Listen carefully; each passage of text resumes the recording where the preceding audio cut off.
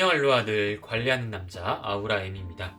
관리하는 남자 시리즈는요, 그루밍 초보자 입문자분들을 위해서 머리끝부터 발끝까지 남자들이 할 수 있는 모든 관리들에 대해서 기초, 이론 위주로 차근차근 설명해드리는 그런 시간이고요. 참고로 모든 내용은 저의 책 멘즈 그루밍에 기초를 하고 있습니다. 바로 지난 시간에는 화장품에 어떤 종류가 있고 어떤 순서대로 발라야 되는지 알아봤다면, 오늘은 화장품을 구매할 때 요즘 굉장히 많은 분들이 보시는 성분에 대해서 이야기를 해보려고 합니다. 오늘 영상 제목만 보시고 이거 무슨 소리냐, 성분이 얼마나 중요한데 라고 반문을 가지시면서 들어오신 분들 분명히 계실 겁니다. 그럼 성분에 대해 정확한 내용 말씀드리기 전에 좋아요와 구독하기 먼저 부탁드릴게요. 그러면 시작해볼까요?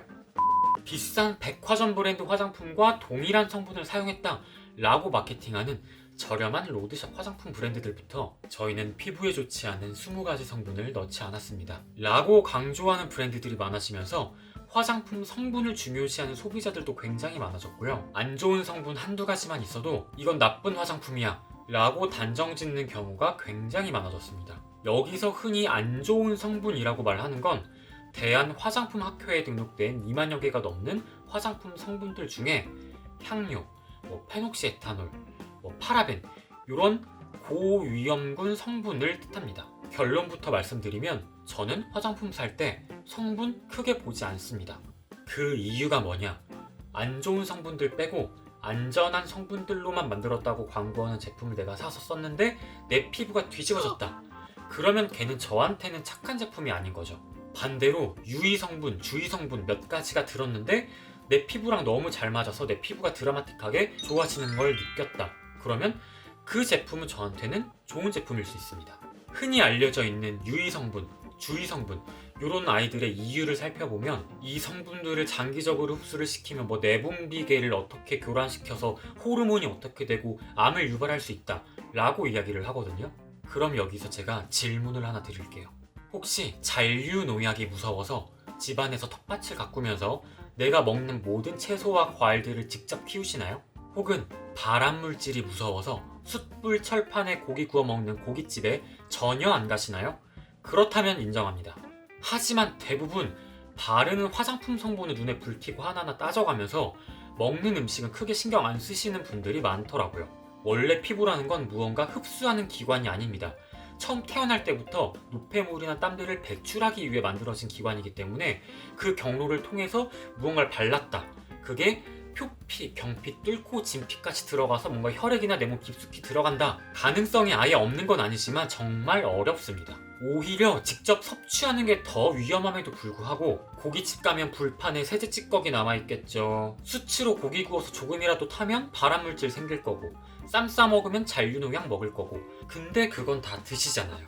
그리고 써보기도 전에 화장품 성분표만 보고 이거 들었네? 너 안 좋은 제품, 너 탈락 이래버리면 그 제품이 내 피부랑 찰떡처럼 잘 맞을 수도 있는데, 써보지도 않고 이렇게 거르다 보면 내 피부와 잘 맞는 제품 찾기가 너무 어려워집니다. 너무 아쉽지 않아요? 내 피부가 좋아질 수도 있는 제품인데?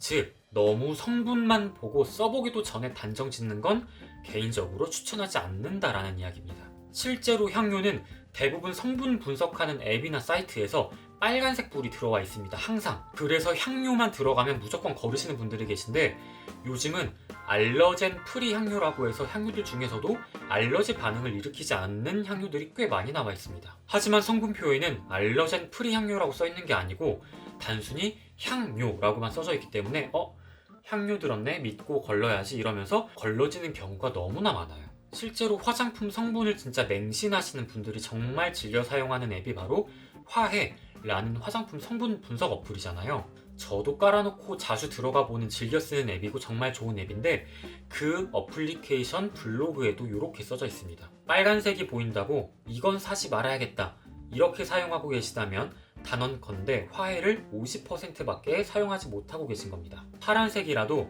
나에게 맞지 않으면 나쁜 성분이 될 수 있고, 빨간색이라도 목적에 맞게 필요한 양만 배합되면 결과적으로는 좋은 성분이 될 수 있습니다. 알레르기 유발 주의 성분 역시 무조건 피해야 하는 건 아닙니다.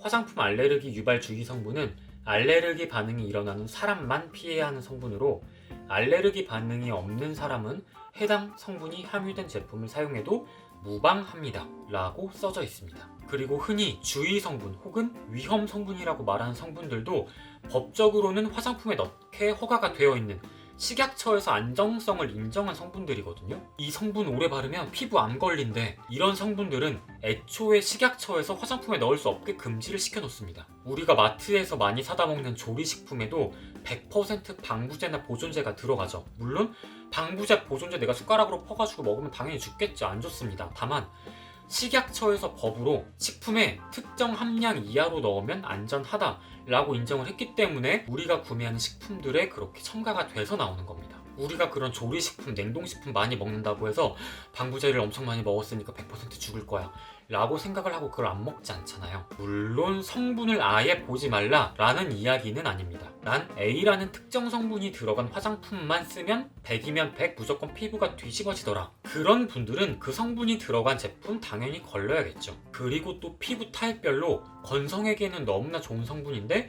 지성 피부가 쓰면 여드름을 유발하는 성분들도 있습니다. 이런 피부 타입별 성분은 제가 아까 말했던 화장품 분석 어플 화해를 들어가시면 제품별로 꼼꼼하게 피부 타입별로 맞춰서 성분 분석을 해놓았으니까 그거 잘 참고하시면 될 것 같아요. 말 그대로 참고지 맹신하진 않으셨으면 좋겠어요.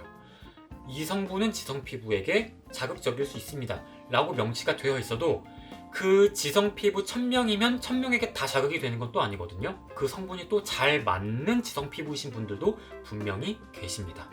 결론은 저도 화장품 전성분표 분석해주시는 블로거분들, 유튜버분들 좋아하고 구독도 하고 있고 많이 보고 있거든요. 그리고 저도 화장품 분석 어플 화해 사용하고 있습니다. 조심해서 나쁠 건 없죠. 하지만 너무 맹신할 이유도 필요도 없습니다. 왜냐? 그건 확률과 통계적인 거고 나는 예외일 수 있거든요. 화해 공식 블로그에서 말하는 것처럼 빨간색 주의 성분이라 할지라도 목적에 맞게 필요한 양만큼만 배합이 되면 결과적으로는 좋은 성분이 될 수도 있습니다. 그럼 가장 중요한 건 뭘까요? 내가 직접 써보면서 내 피부와 맞지 않는 특정 몇 가지 성분들을 직접 찾아내는 겁니다. 다음 관리하는 남자 시간에는 그루밍 입문자분들, 초보자분들이 가장 간과하고 넘어가는 화장품 유통기한에 대해서 이야기를 해볼 거예요. 작년 여름에 산 선크림 바르려고 딱 봤더니 유통기한 남았네? 올해 여름에도 써도 되겠다 싶겠지만 버려야 되거든요. 유통기한이 남았지만 버려야 되는 제품들은 어떤 것들이 있는지, 유통기한이 한글로 안 써진 외국 브랜드 제품들은 또 어떻게 유통기한을 체크해야 되는지 자세하게 알려드리도록 하겠습니다. 아우라님과 함께면 내일은 더 매력적인 사람이 될 거예요. 또 봐요.